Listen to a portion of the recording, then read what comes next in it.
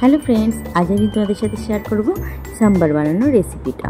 তো সাম্বার বানানোর জন্য যে সমস্ত সবজিগুলো লাগবে সেটা আমার ঘরে অ্যাভেলেবেল ছিল না, তাই আমি ব্লিঙ্কিট থেকে অর্ডার করে নিয়েছিলাম। আর ব্লিঙ্কিট হওয়াতে আমার একটা সুবিধাই হয়েছে, যা কিছু চাই 10 মিনিটের মধ্যে আপনার হাতের কাছে। তো যাই হোক, এসে পড়েছে আমার সমস্ত উপকরণ। এই যে সজনে ডাঁটা, কুমড়ো আর গাজর।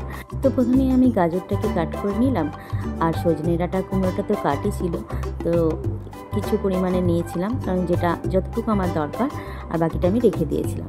তারপর সেগুলোকে ভালো করে ধুয়ে নিলাম, আর তারপরে একটা কড়াইয়ে একটু অড়হর ডাল মানে তুয়ার ডাল রোস্ট করে নিলাম। এরপরে আমি চাপিয়ে দিলাম প্রেশার কুকার, আর সেখানে দিলাম সর্ষের তেল, আর ফোড়ন হিসাবে দিলাম শুকনো লঙ্কা, গোটা সর্ষে, আর সঙ্গে দিলাম কারি পাতা, কারণ সাম্বার বানানোর জন্য কারি পাতা তো মাস্ট। এরপরে আমি ধুয়ে রাখা সবজিগুলোকে একে একে করে প্রেশার কুকারে দিয়ে দেবো। তারপরে নুন আর হলুদ দিয়ে ভালো করে নাড়াচাড়া করব। আর দেখুন, দিলাম একটুখানি খুবই সামান্য আদা গ্রেট করে, আর তারপরে দিয়ে দিলাম ধুয়ে রাখা ডালটা, মানে যেটা আমি রোস্ট করেছিলাম। ব্যাস, তারপরে নেড়ে চেড়ে একটু সাম্বার মশলা দিয়ে দিলাম। আমি এখানে এভারেস্টের সাম্বার মশলা ইউজ করেছি, আপনারা চাইলে অন্য কোম্পানিও নিতে পারেন। এরপরে একটু তেঁতুল দিয়ে প্রেশারে সিটি দিলেই হয়ে যাবে সাম্বার। Bye bye.